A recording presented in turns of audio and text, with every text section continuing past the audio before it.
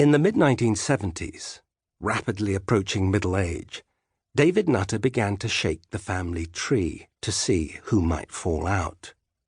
He wanted to understand his pedigree, to know how far the name had roamed, so he poked through genealogical records, immigration logs, birth and death certificates. He found it everywhere, a whole diaspora of Nutters. Then he considered etymology, trying to trace the name back to its source. Was Nutter Norman French, or was it Danish, notar, a kind of professional notary? The Danish path led David to history books, which led him to Canute the Great, also known as King Canute, a Viking warrior who once ruled over a vast Anglo-Scandinavian empire. David liked the sound of that. He noted it down. But as he rifled further through library archives, the figure who really piqued his interest turned up a little closer to home, Lancashire, England, in the early 1600s. David had always had a great deal of fondness for the era of King James. All his boyfriends running the country, sending him letters. And now he alighted on a wealthy widow from Ruffley, one Alice Nutter, who had been tried and hanged during the trials of the Pendle witches. Witches in the Nutter bloodline. Thrilled by the possibility, David dashed off a letter to his brother. Tommy soon replied. "Somebody told me the other day that I have strange eyes. Do you think I could be one? Please tell all. It would make a great story for the papers."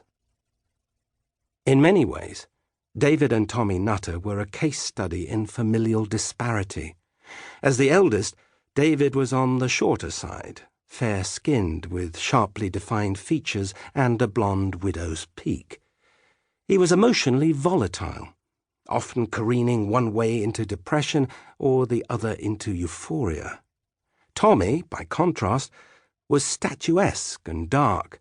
He would one day be described as resembling a Botticelli youth and the living, breathing embodiment of Peter Pan.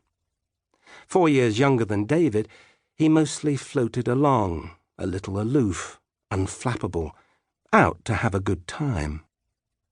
What the brothers did share in common, though, was a way of looking at the world, what could be called a Nutter sensibility.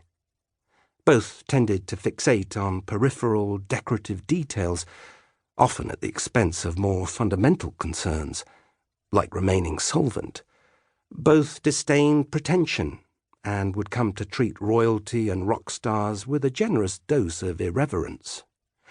Both spoke a private language rich in double meanings, loaded code, Polari and camp, and both liked to pose questions about themselves.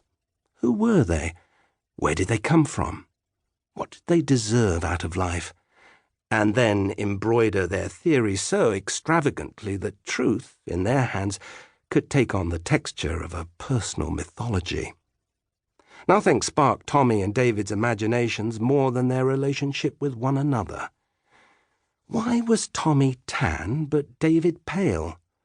Why was Tommy introverted while David had such an easy rapport with strangers? Why was Tommy even-keeled most of the time, and David susceptible to wild, unpredictable mood swings that could strike him down like a sickness? How were they brothers?